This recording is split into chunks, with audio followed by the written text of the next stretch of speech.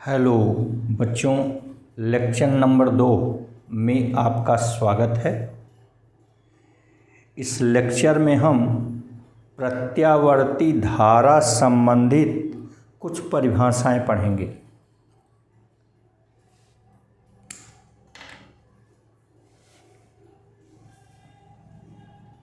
प्रत्यावर्ती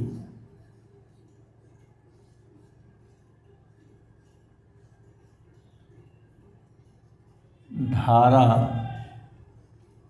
संबंधी परिभाषाएं।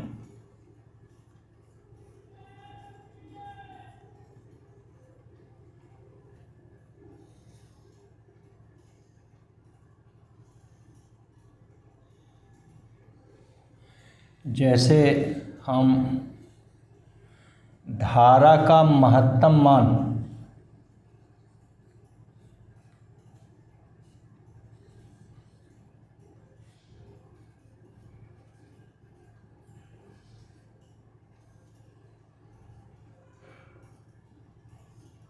इसी को कहते हैं शिखर मान।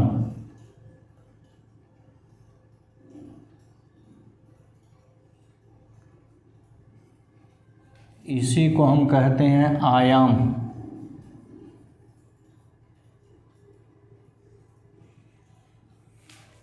ये तीनों एक ही हैं।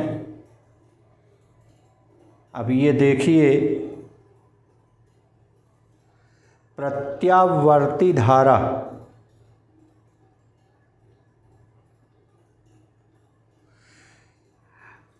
व समय वक्र में हमने देखा कि समय वक्र के ऊपर और समय वक्र के नीचे धारा सममित है, धारा का वक्र सममित है।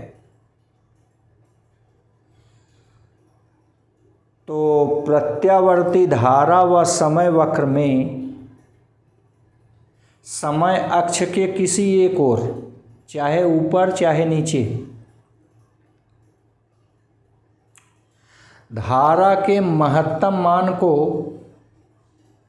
हम प्रत्यावर्ती धारा का शिखर मान अथवा धारा का आयाम कहते हैं। क्लियर? प्रत्यावर्ती धारा व समय अक्ष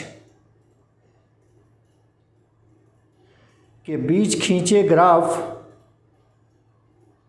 में समय अक्ष के किसी एक ओर धारा के महत्तम मान को प्रत्यावर्ती धारा का शिखर मान अथवा धारा का आयाम कहते हैं।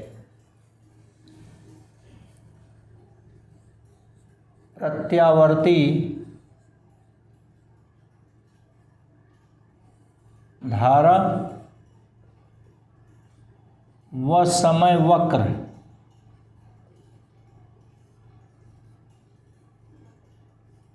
में समय अक्ष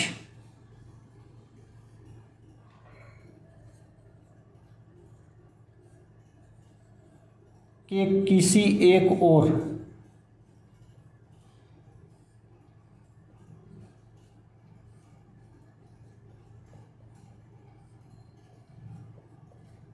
धारा के महत्तम मान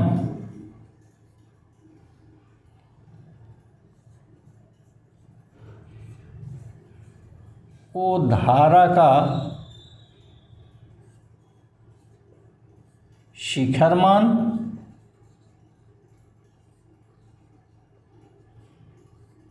अथवा धारा का आयाम कहते हैं।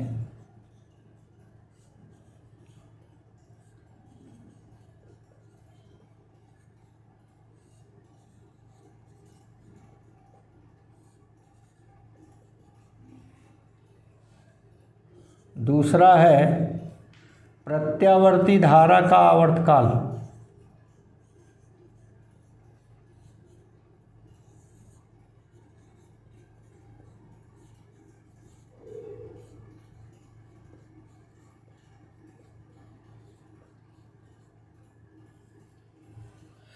अभी अभी हम लोगों ने धारा का शिखर मान, पीक वैल्यू धारा का आयाम एम्पलीट्यूड पढ़ा। अब हमें पढ़ेंगे धारा का आवर्तकाल, पीरियाडिक टाइम।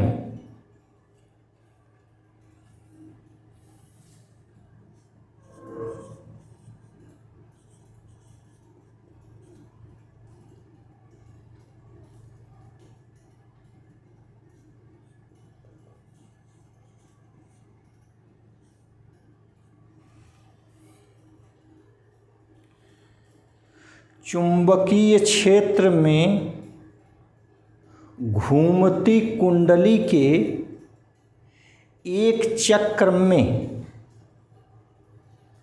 प्रत्यावर्ती धारा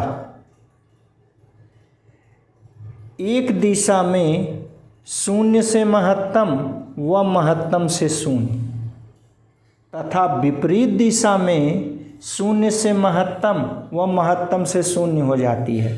समय धारा वक्र देखिए, वहाँ से हम आपको बता रहे हैं कि चुंबकीय क्षेत्र में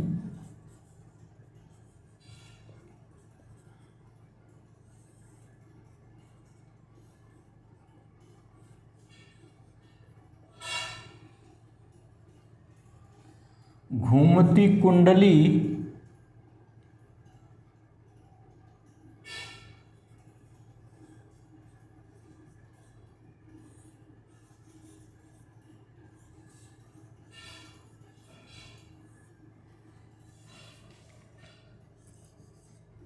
के एक चक्र में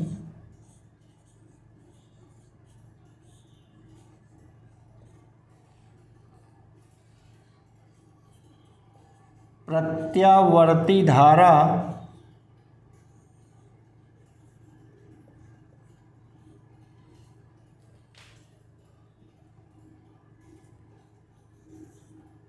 एक दिशा में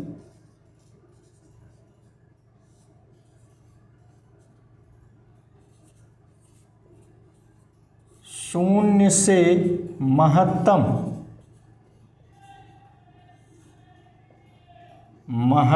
से शून्य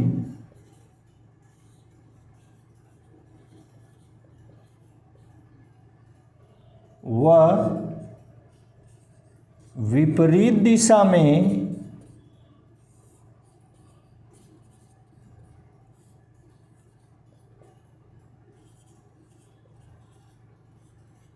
शून्य से महत्तम व महत्तम से शून्य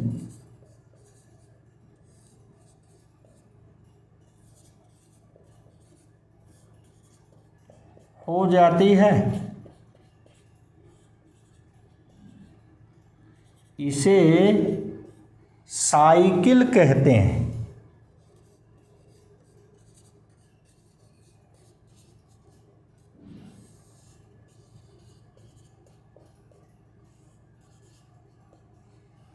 ठीक, प्रत्यावर्ती धारा एक चक्र में एक दिशा में शून्य से महत्तम, महत्तम से शून्य व विपरीत दिशा में शून्य से महत्तम, महत्तम से शून्य। समय प्रत्यावर्ती धारा वक्र देखिए, वहाँ से स्पष्ट है, होती है। इसे हम एक साइकिल कहते हैं। तो प्रत्यावर्ती धारा द्वारा एक साइकिल पूरा करने में लगा समय धारा का आवर्तकाल कहलाता है। तो प्रत्यावर्ती धारा द्वारा एक साइकिल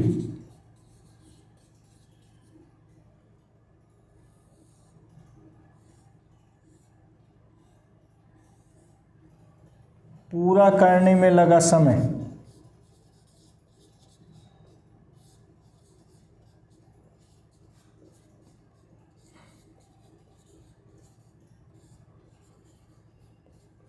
धारा का आवर्तकाल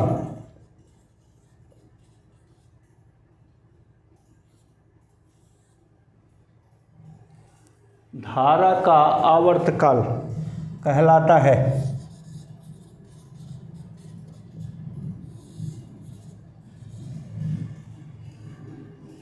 ठीक, अतः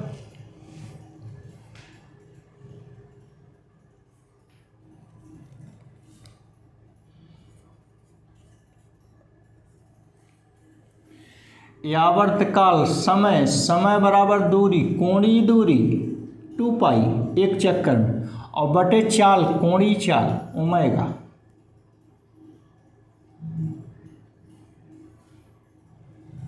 तो आवर्तकाल टी बराबर 2 पाई बटे ओमेगा। अब प्रत्यावर्ती धारा की आवृत्ति,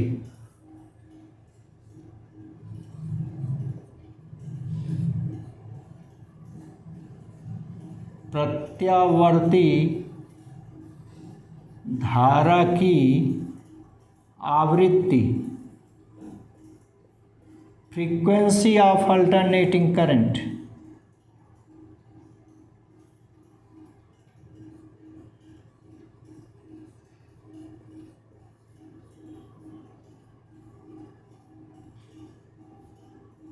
फ्रीक्वेंसी ऑफ अल्टरनेटिंग करंट, प्रत्यावर्ती धारा 1 सेकंड में जितनी साइकिलें पूरी करती है उसे धारा की आवृत्ति कहते हैं। प्रत्यावर्ती धारा 1 सेकंड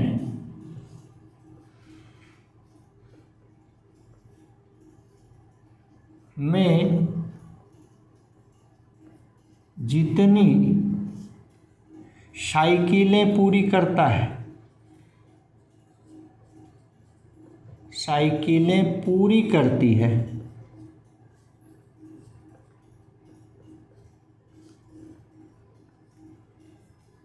उसे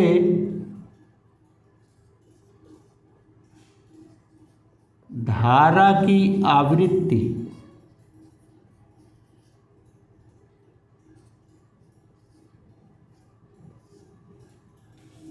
कहते हैं। अतः आवृत्ति F बराबर 1/T बराबर ओमेगा बटे 2 पाई। ठीक, ये आवृत्ति को आपने डिफाइन किया। अब तात्कालिक मान, प्रत्यावर्ती वोल्टता अथवा प्रत्यावर्ती धारा का तात्कालिक मान,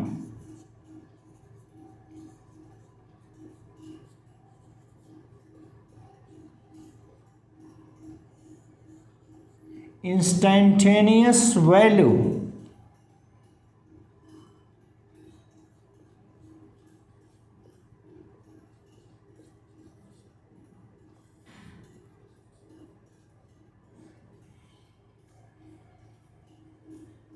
इंस्टैंटेनियस वैल्यू प्रत्यावर्ती धारा का तात्कालिक मान।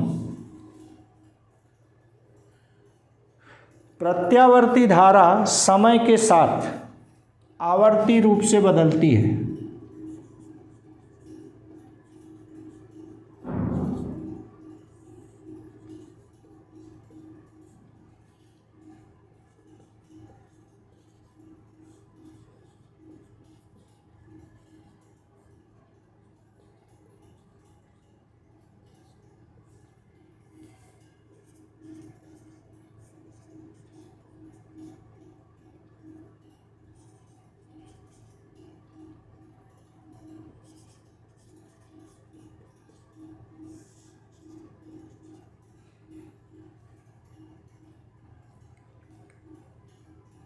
आई बराबर I0 साइन ओमेगा टी।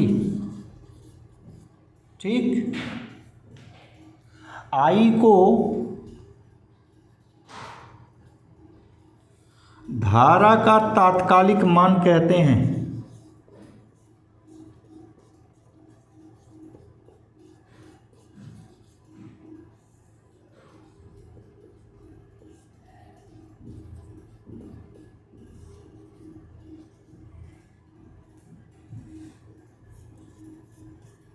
कला, प्रत्यावर्ती धारा की कला, फेज।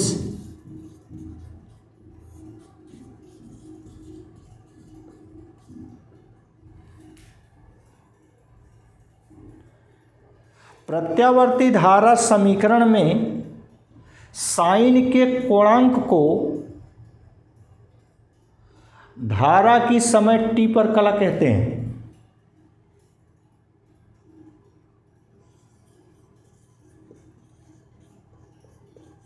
प्रत्यावर्ती धारा समीकरण में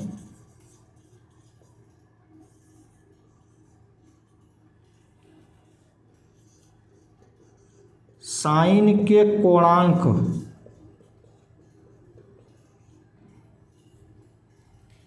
क्या था, ओमेगा टी को समय टी पर धारा की कला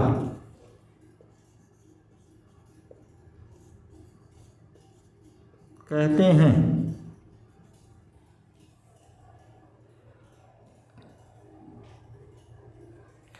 अब आइए पढ़ते हैं प्रत्यावर्ती धारा का औसत मान। बहुत ही इम्पॉर्टेंट है प्रत्यावर्ती धारा का औसत मान।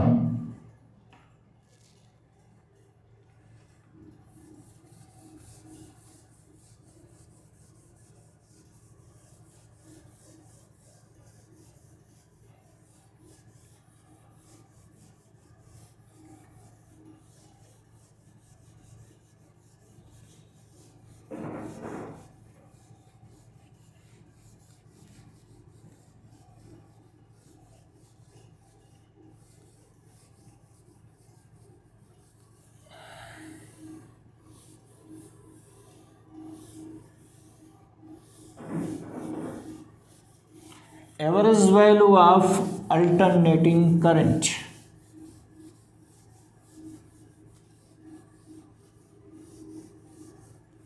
Mean value of alternating current.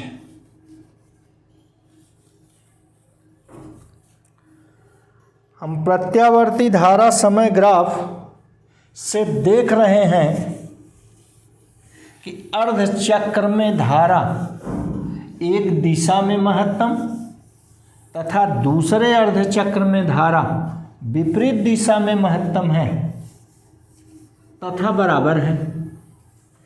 इस प्रकार पूरे एक साइकिल में प्रत्यावर्ती धारा का औसत मान 0 रहता है, किंतु अर्धचक्र में प्रत्यावर्ती धारा का मान निश्चित होता है। इसलिए प्रत्यावर्ती धारा के औसत मान को हम अर्धचक्र में ही निकालते हैं, परिभाषित करते हैं।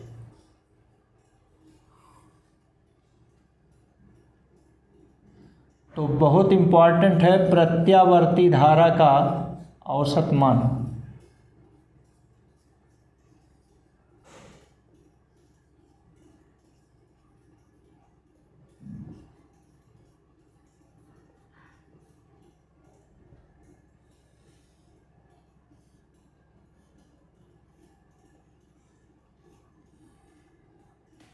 बहुत ही इम्पॉर्टेंट है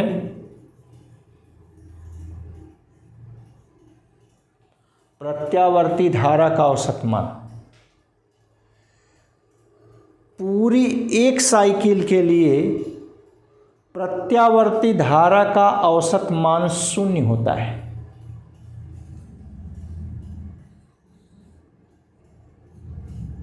पूरी एक साइकिल के लिए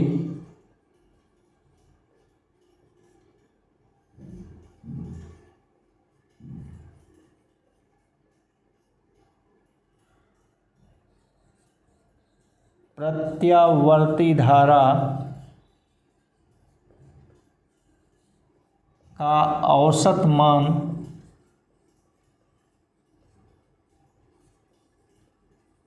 शून्य होता है।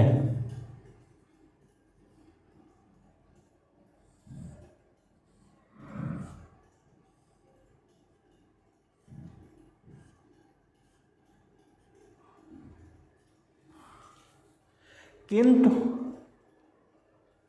अर्धचक्र के लिए इसका मान निश्चित होता है। किंतु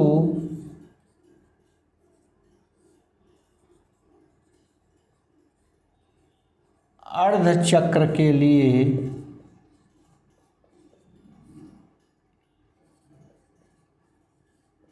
इसका मान नियत होता है।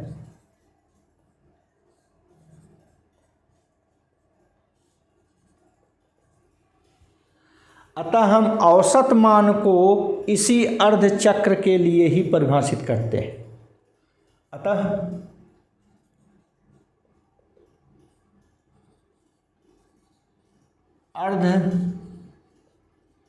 अर्धचक्र के लिए ही औसत मान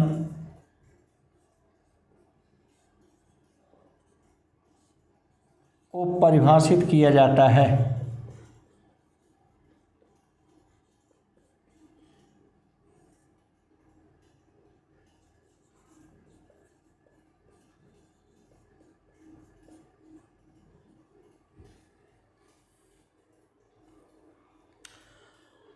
तो अर्धचक्र के लिए औसत मान means I mean value equal 1/T/2 integral 0 to T/2 IdI।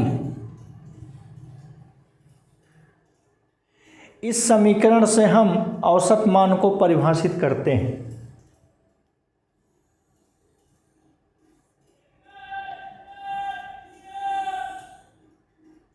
ये समीकरण 1, इसी को थोड़ा हल करें। 1/T/2 का मतलब 2/T integral 0 to 2/T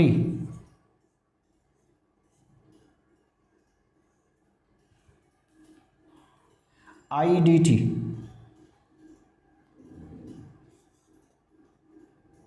IdI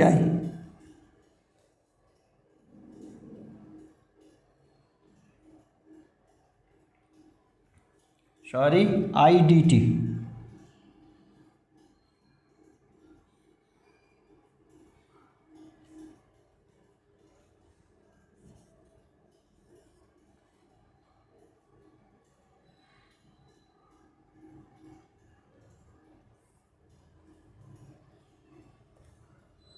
चूँकि I equal I0 sin omega t,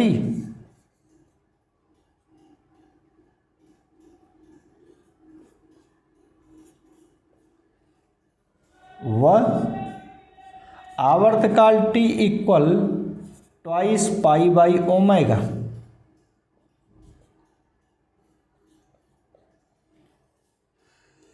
समीकरण 2, 3 तथा 4 से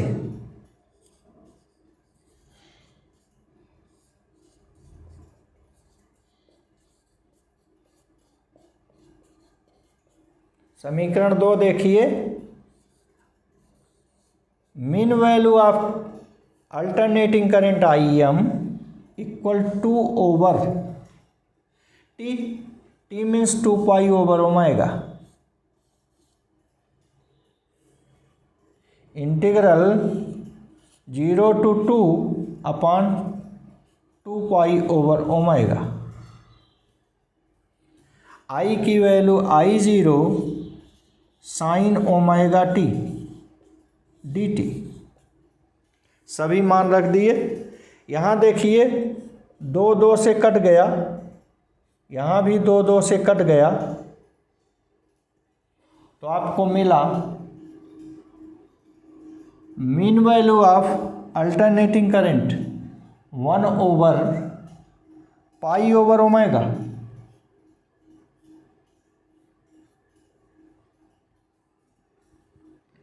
integral 0 to 1 over pi over omega,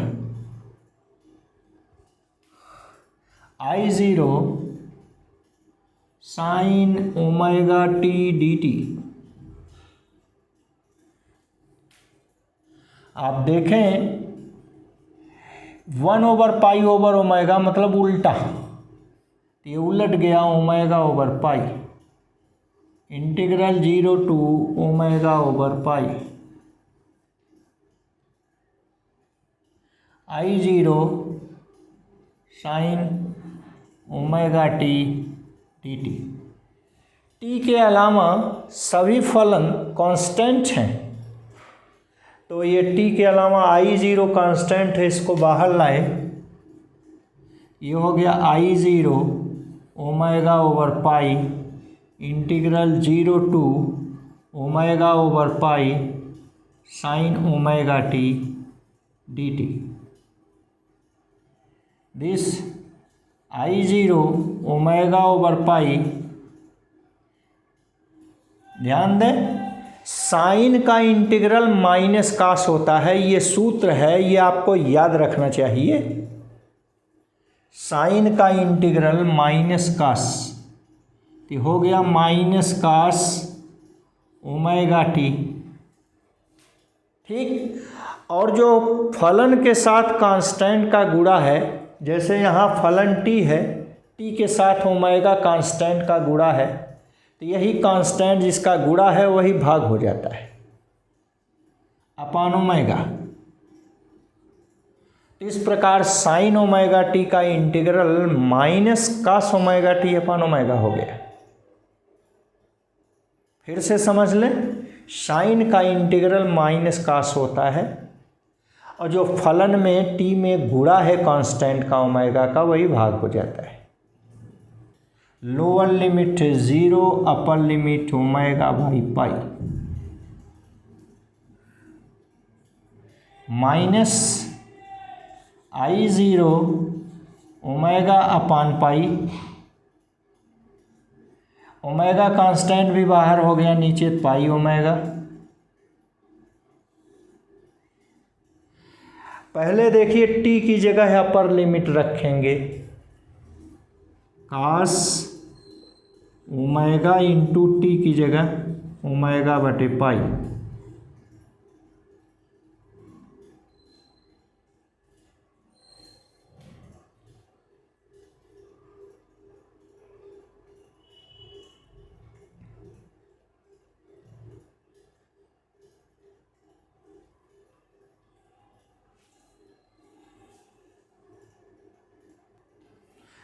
यहाँ जरा लिमिट देखिए, सेट कर लीजिए, 1 अपान टी अपान 2, ये हो गया 2 अपान टी, 0 टू टी बाई 2, यहाँ देखिए 2 अपान 3 लिख दिए, उल्टा कर दिए, इसको आप टी बाई 2 रख दीजिए। तो यहाँ देखिए ये लिमिट हो जाएगी पाई बाई ओमेगा। देखिए टी बाई 2 का मान रखिए, टी बराबर 2 पाई बाई ओमेगा, ये 2 का गुणा है, इधर भाग हो गया, टी बाई 2 का मान पाई बाई ओमेगा, तो पाई बाई ओमेगा हो गया। ये लिमिट थोड़ा गड़बड़ा गई, पाई बाई ओमेगा यहाँ रखिए,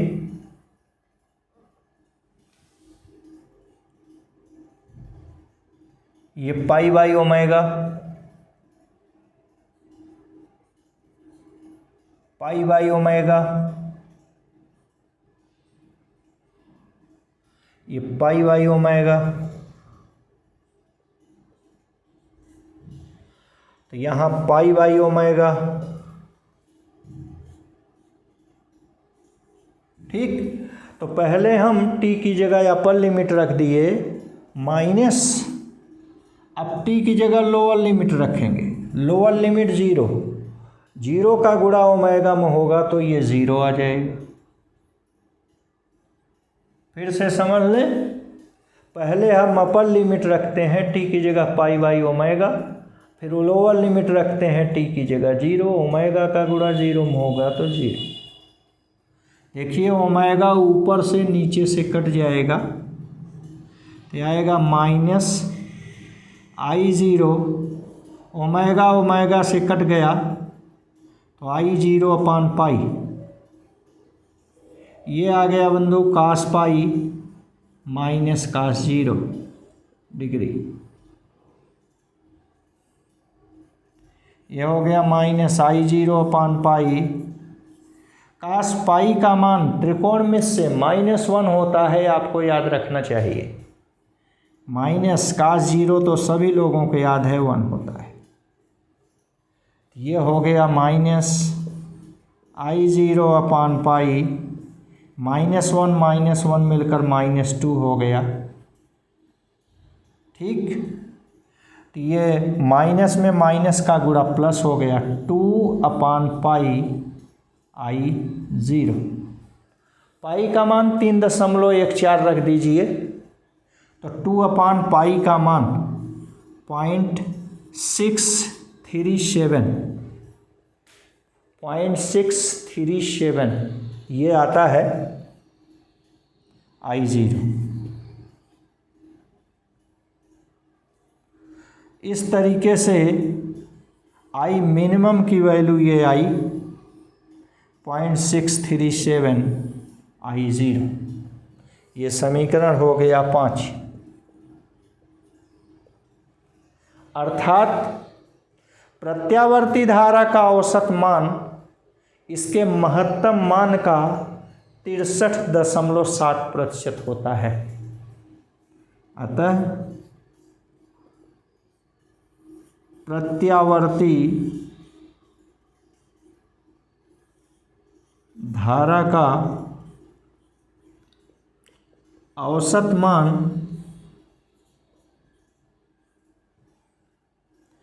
63, महत्तम मान का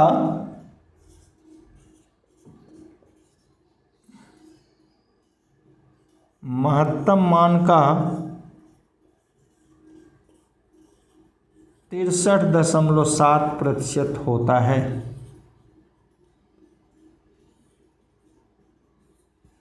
यही अगर अर्ध ऋणात्मक चक्र के लिए निकालेंगे तो आएगा -0.637 I0।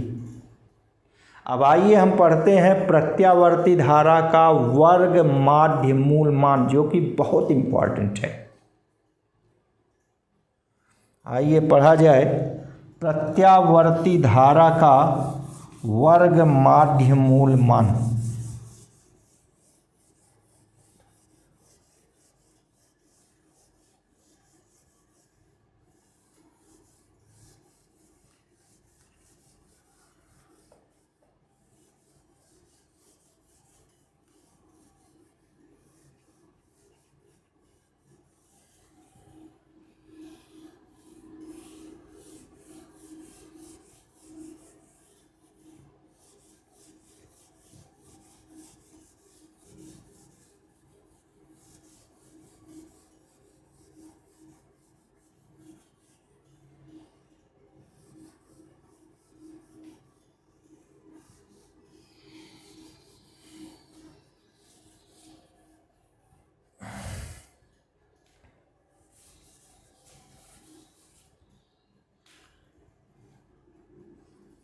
प्रत्यावर्ती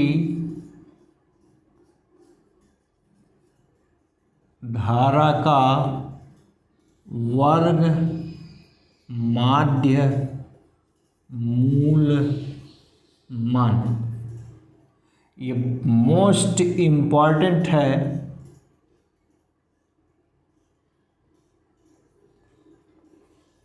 इसको आपको ध्यान से समझना चाहिए। प्रत्यावर्ती धारा के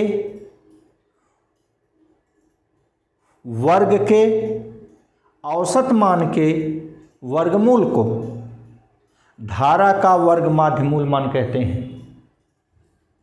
प्रत्यावर्ती धारा के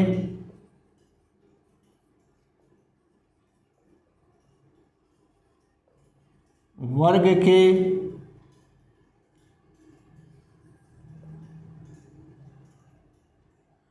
औसत मान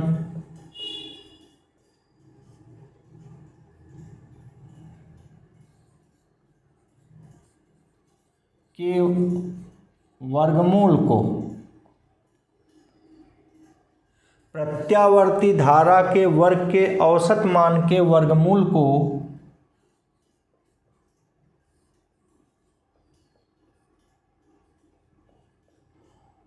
वर्ग धारा का वर्ग माध्य मूल मान कहते हैं।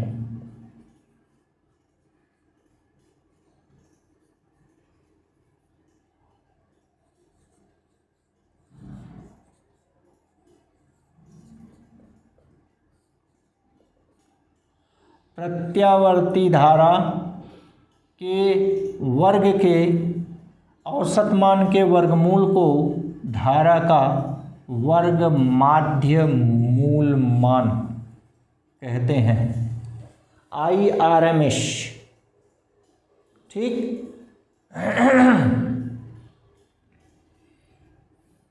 अतः ये प्रत्यावर्ती धारा I के वर्ग का औसत, प्रत्यावर्ती धारा I के वर्ग का औसत I square bar equal 1/t integral 0 to t I square dt। ये पूरी साइकिल के लिए है। ये समीकरण 1 हो गया। पूरी साइकिल के लिए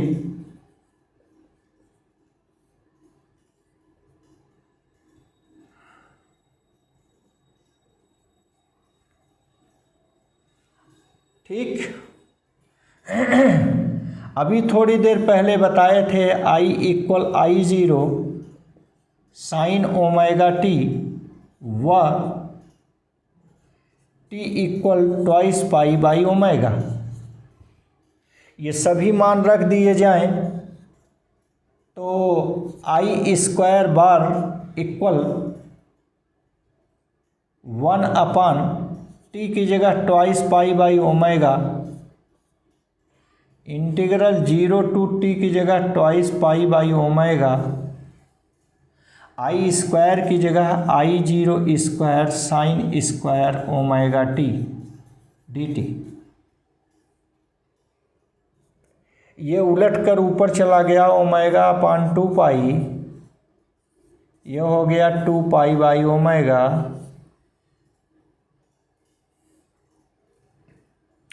I0 square sine square omega T dt।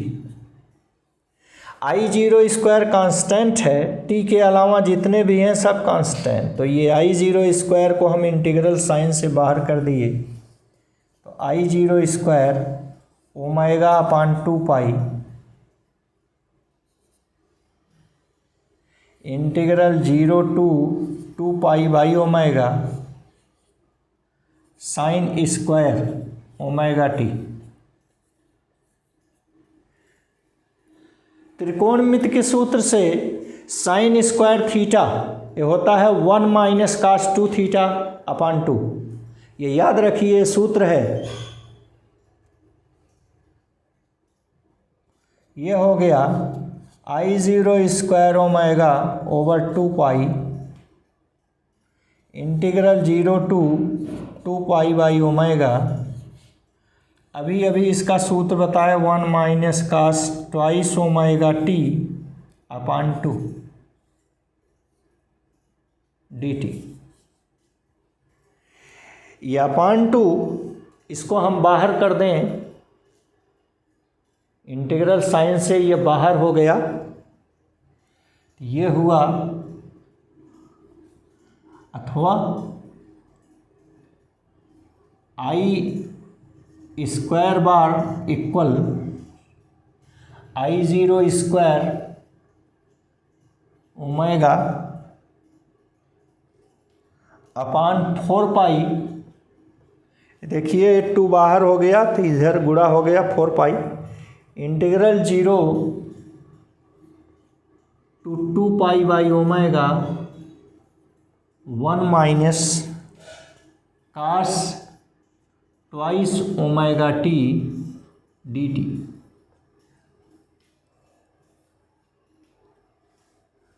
आप देखिए ये डी टी का गुणा 1 में होगा तो ये डी टी आ जाएगा और डी टी का integral t I 0 square omega upon 4 pi, यह डी टी का इंटीग्रल आ गया टी माइनस, देखिए कास का इंटीग्रल साइन होता है। आप याद कीजिए थोड़ी देर पहले बताए थे साइन का इंटीग्रल माइनस कास होता है और कास का इंटीग्रल साइन होता है। ये लिख दिए हम साइन ट्वाइस ओमेगा टी। आप याद कीजिए फलन के साथ जिस कांस्टेंट का गुणा है उसी का हम भाग दे देते हैं। देखिए फलन टी के साथ गुणा है 2 ओमेगा का, तो हम इसी 2 ओमेगा का भाग दे देंगे।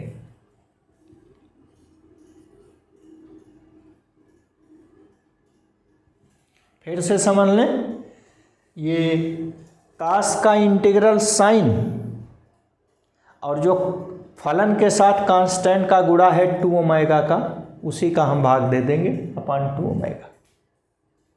Limit lower limit 0 upper limit twice pi by omega इस इक्वल आई 0 स्क्वायर ओमेगा अपॉन 4 पाई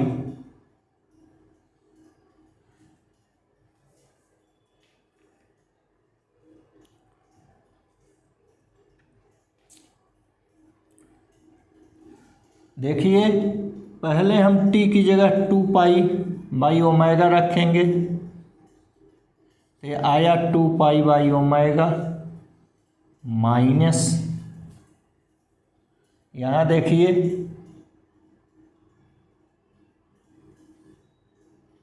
2 omega sine 2 omega into T की जगह 2 pi by omega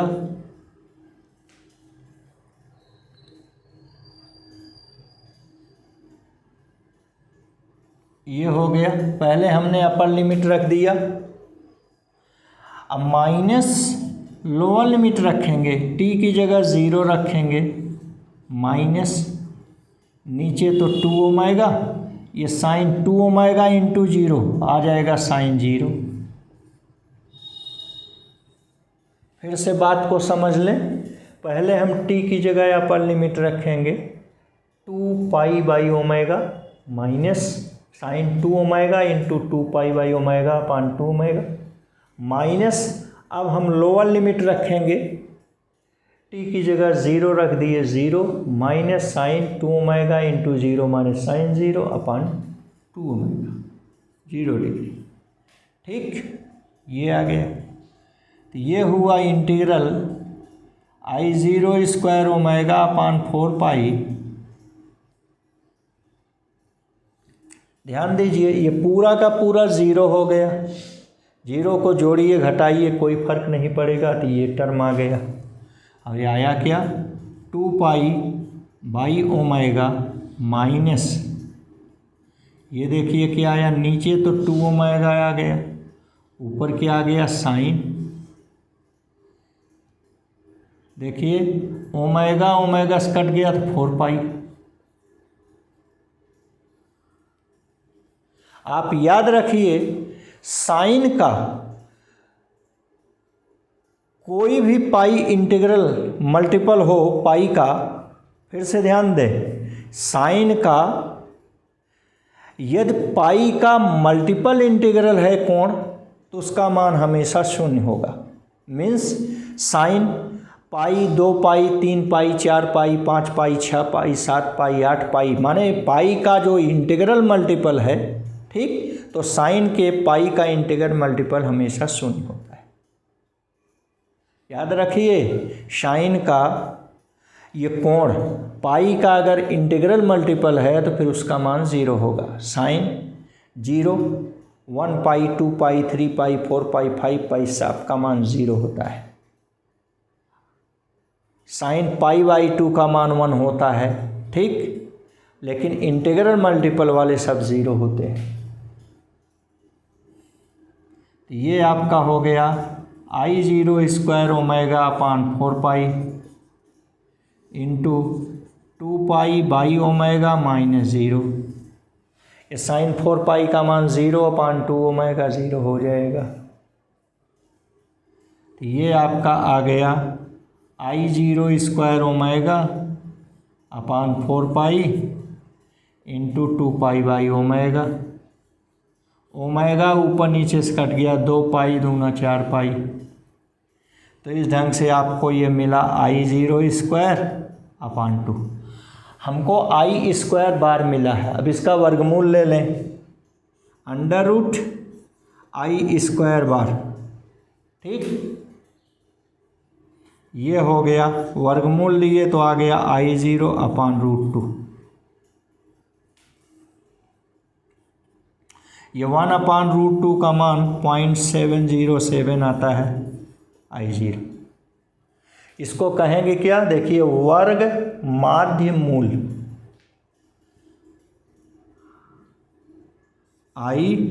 IRMS, root mean square current, IRMS equal I0 upon √2। ये बहुत ही important सूत्र है, ये आपको याद रखना चाहिए। आपने देखा कि प्रत्यावर्ती धारा का वर्ग माध्य मूल मान अपने महत्तम मान का 70.7% होता है। प्रत्यावर्ती धारा का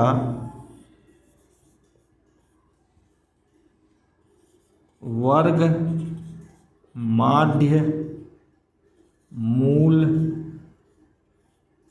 मान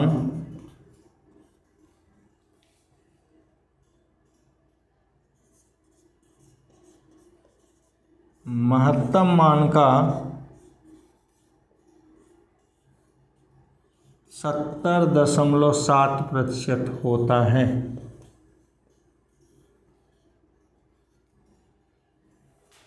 यह वर्ग माध्य मूल मान का बड़ा महत्व है। वर्ग माध्य मूल मान का बड़ा महत्व है। जैसे प्रत्यावर्ती परिपथ में उपकरण ने जो मान माप दिया, मान लीजिए अमीटर लगा है और उसने 5 एम्पीयर धारा मापा, तो भैया उपकरण द्वारा मापा गया मान वर्ग माध्य मूल मान होता है। इसी को हम आभासी मान भी कहते हैं। इसी को हम आभासी मान, वर्चुअल वैल्यू कहते हैं। प्रत्यावर्ती धारा का वर्ग माध्य मूल मान का बड़ा ही महत्व है। हमने जैसे कि बताया कि उपकरण जो मापता है वास्तव में वह वर्ग माध्य मूल मान होता है। आइए आगे इसको पढ़ते हैं।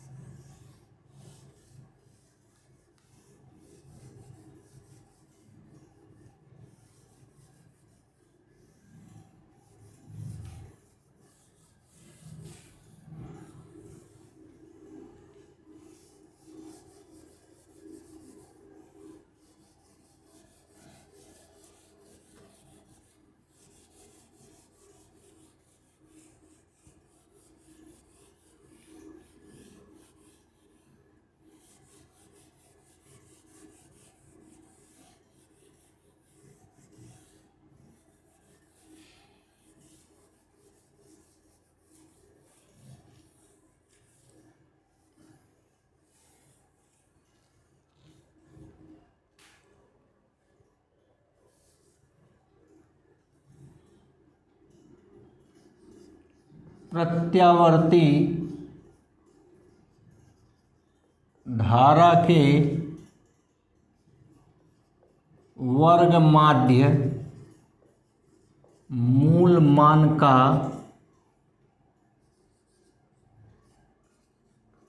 बड़ा ही महत्व है।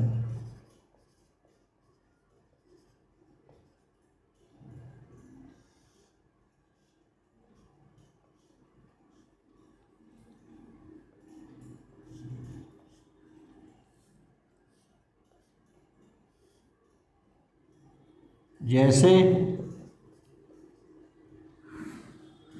परिपथ में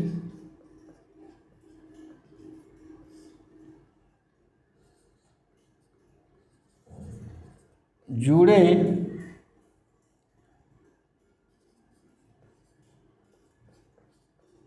अमीटर का पाठ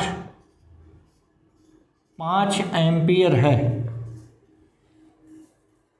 तो ध्यान दीजिए कि उपकरण जो मापता है वह वर्ग माध्य मूल मान होता है।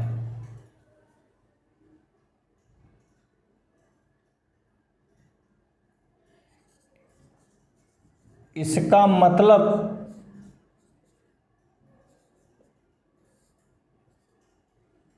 है कि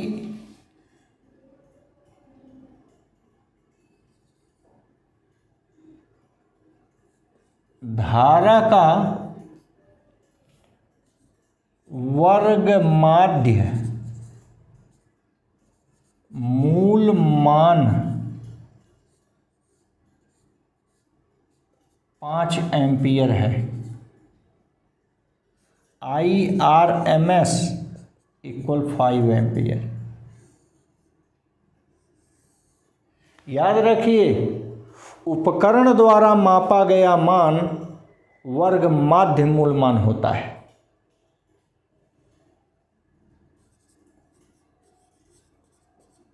उपकरण द्वारा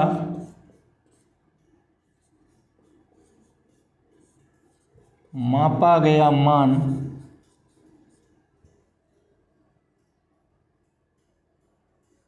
RMS मान होता है। इसे आभासी मान कहते हैं।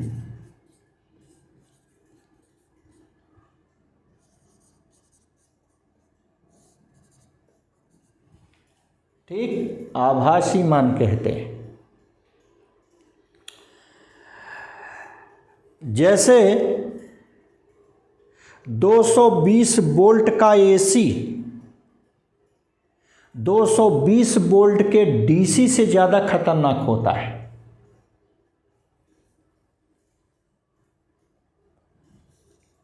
दो 220 वोल्ट का AC बराबर 220 गुणे करनी में 2 बराबर 311 वोल्ट। अतः 220 वोल्ट का AC 220 वोल्ट DC से ज़्यादा खतरनाक होता है, घातक होता है। क्यों? क्योंकि 220 वोल्ट का DC 311 वोल्ट की भांति व्यवहार करेगा। ठीक, और आगे देखिए, यदि किसी परिपथ में R प्रतिरोध में प्रवाहित धारा I हो तो ऊर्जा क्षय की दर या ऊष्मा उत्पन्न की दर यदि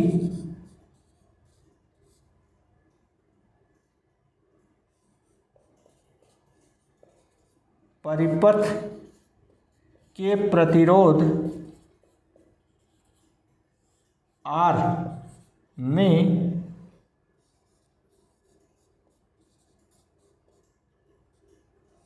प्रवाहित धारा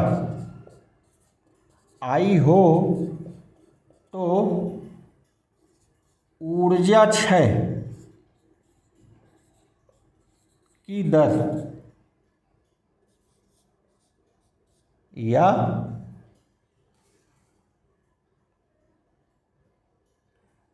उत्पन्न ऊष्मा की दर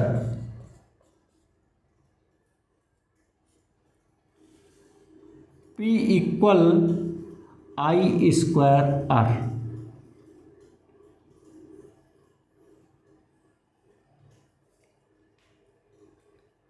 ठीक, चूंकि प्रत्यावर्ती धारा समय के साथ आवर्ती रूप से बदलती है,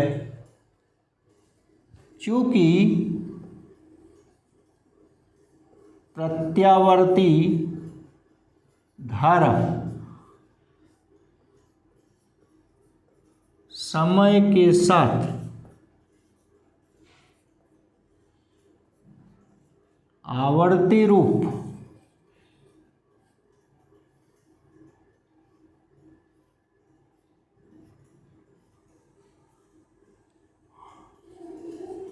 से बदलती है,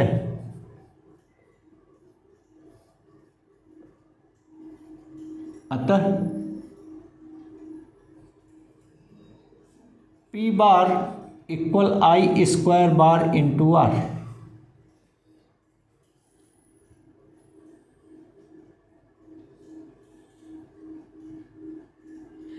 या P bar equal IRMS square into R।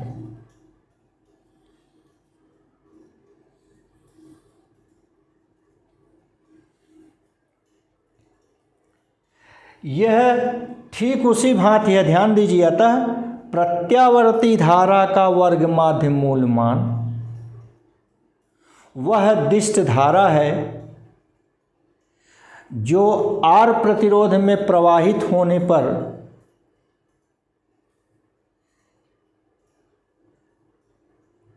जितनी ऊष्मा प्रति सेकंड की दर से उत्पन्न करती है, ठीक इसी दर से प्रत्यावर्ती धारा भी उत्पन्न करती है। देखिए, अतः प्रत्यावर्ती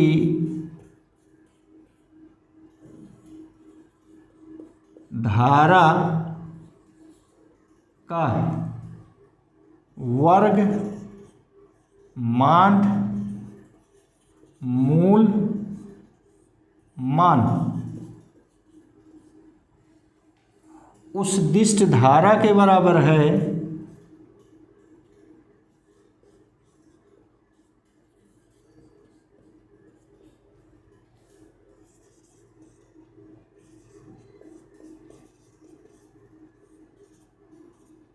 जो R प्रतिरोध में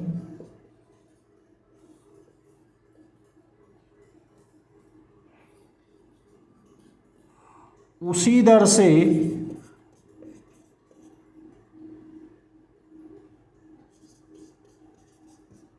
ऊष्मा उत्पन्न करती है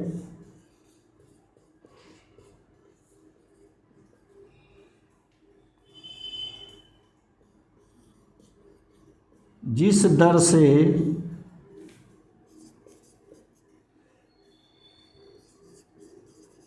प्रत्यावर्ती धारा